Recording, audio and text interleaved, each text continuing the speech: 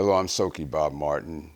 In this segment for the HipSilver seniors, we're going to talk about the ground defense, how to go down to the ground if you're pushed, how to defend yourself while you're on the ground, and how to retrieve and recover, get back up. So what Tom is going to do, he's going to, when he feels the pressure from the top, he's going to bend his knees, try to get his butt close to the ground as possible. He's going to put his chin in his chest, and he's going to roll. That rounds out his body. He's going to smack the ground about a 45-degree angle. And as a ball, he's going to roll back and then come up. Right? Pushing. And see, I'm still coming. His knees are bent for self-defense. There's one. Now, suppose the guy, and you want, if you're on your side, you want to be more here so you have all that room to strike his legs as opposed to twisting it here. There's a point when you're midway, your foot will be here. Now, I'm going to try to get around his legs. Why? Just stay there for a second. He doesn't want me to be here or here because now I'm past his feet, so he wants to keep me here ideally. So when I try to move around his feet, he's keeping me at bay. If I do decide to get too close, I have to sacrifice something. And that hand is up there in case I try to reach in and get something. So now I can't even pull away from the pressure going here. So there's a broken knee or shin. We're midway here.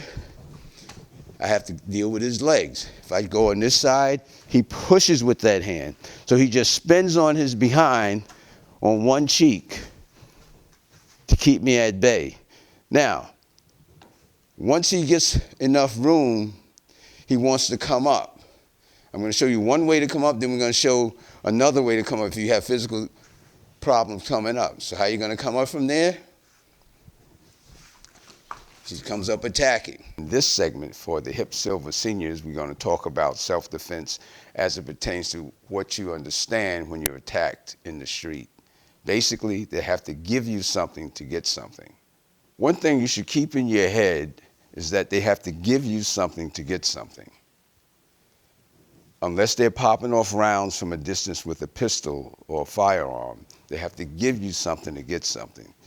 So as a short example, understanding the principle of it, when Tom is punching, he's giving me all this to attack. He's giving me all this to attack.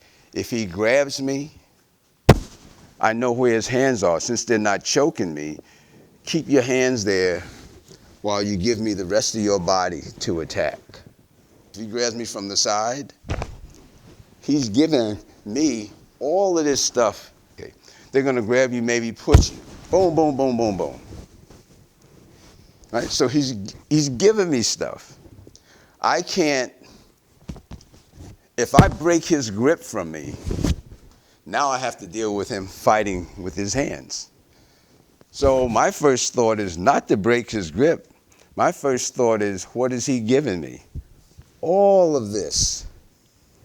So if he pushes, I'll pull. If he pulls, I'll push. Because in my mind, he's giving me a smorgasbord of things. Segment for the HipSilver seniors, we're going to talk about close combat when somebody grabs you. It's called nudging. It's about moving your joints to create space. And it's going to tie in with other segments that we've done. They have to give you something to get something. So it's called nudging. So for this segment, we're going to talk about nudging. Nudging is basically moving your joints, finding out the range of motion you have in your joints, every joint on your body. So Tom is going to wrap his arms around me in a grab. And for demonstration purpose, I'm going to turn this way. You see his chin on my shoulder, right? My shoulder has a range of motion. That's a nudge. Now I feel his knee next to mine. I nudge his knee. These are short movements. Now, since he's still near my shoulder, I can strike him. The whole range of the motion of the shoulder, right? So let's say he grabs me from the side. He's giving me things. I'm going to do, watch as I roll my shoulder, right? I'm hitting his hip. Now I can use my hands if I want to. I have the back of my tricep and bicep facing his head. Boom. In this segment for the HipSilver seniors, we're going to talk about fear. What is fear, what it does to your body, your mind, and your emotions. Okay, right now I want to talk about fear. This is a common thing, it's a very human thing. I don't care if you're a young silver, HipSilver, baby silver, fear is fear. Fear is an emotion, it's an adrenaline rush. Fear can freeze every muscle in your body. Now, how do you handle fear? Fear is a state of mind. If somebody is threatening you, you should let that fear come forth, but let it come forth as anger. They made me so afraid I have to do something to keep them from doing what they're threatening to do. That's how you want to train yourself to handle fear. First, remember, a surprise, it's like this, my body stiffened up. You have to train yourself to deal with surprise by sinking and moving. And again, that's another training thing. But it's how you deal with fear. If you take the principles we've been going over so far through the series, they have to give you something to get something. That helps you handle your fear. The nudging helps you handle your fear because you're going to move instead of freeze up. So it's all those things, they're linked. It's like an umbilical cord. All these little segments that you'll see here from time to time on HipSilver. So right now I'm going to call Tom in, and we're going to talk about redirection. Most people think of redirection when he throws a punch. I redirected it as opposed to stopping it. See, it's a light touch. I don't have to match strength with strength. That's one theory of redirection. But back up a little bit. Now, if he's walking me down and I just keep stepping back, I'm giving him power. That's a power posture for a human being. Walk back. So how do I redirect? And there's no physical contact, but there's an emotional contact. I'm feeling a little threatened. I have a little bit of fear by him walking me down. But the moment I turn, I start directing what he's doing now. If he wants to walk me down, I'm directing by me sidestepping and circling. If a person is walking you down, do this. I don't want any problems. But my hands are already ready to do things. Or if he throws a punch, my hands are already here to protect. So this means my hands are open.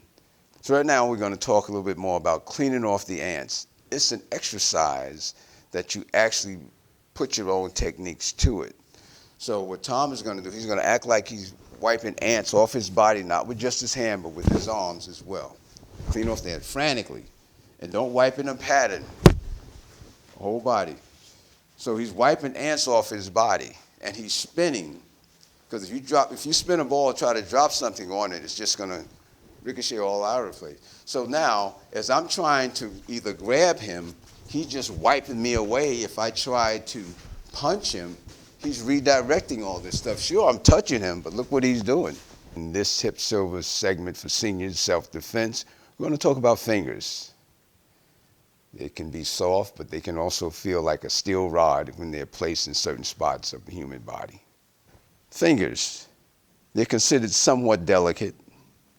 You don't think of this as being, besides being insulting people with them, you don't think of this as being a strong weapon. But my finger is like a steel rod if I poke it in his eye. Now, when he slowly grabs me and my hands come up, they're here. You can even wrap your arms around me. Look at all this stuff. Here we go again. What is he giving me? My eyes are sockets. They can gouge. My fingers can hook his ears. I can start to spin his head. I can take my palm. All of this stuff is there. Again, that umbilical cord between all these things we talked about is right there. Another thing about the fingers is that they can go into small crevices in the body. So if he's attacking me and I can get my fingers here, if I can take my finger and run it up to his nose, I'm trying to hit the ceiling. His nose cavity just happens to be in the way. Most of the time they'll let you go. My fingers can fit into the soft tissue of his neck. And again, I'm not trying to choke, I'm just trying to cause trauma. There's pressure points all over here, you'll see him react to it. And he has hooks on his body for me to grab. But again, I can take eyes or sockets, they can gouge. You go in and scoop out. Again, up his sinuses. I can put, I'm not gonna do it now, take my finger, put it in his mouth and turn his jaw out. Thank you very much for watching. I'd like to thank Bob Martin. He is an amazing person and just taught me some very, very interesting things. And I'd especially like to thank my friend Tom Brooks for helping us today. Thank you very much.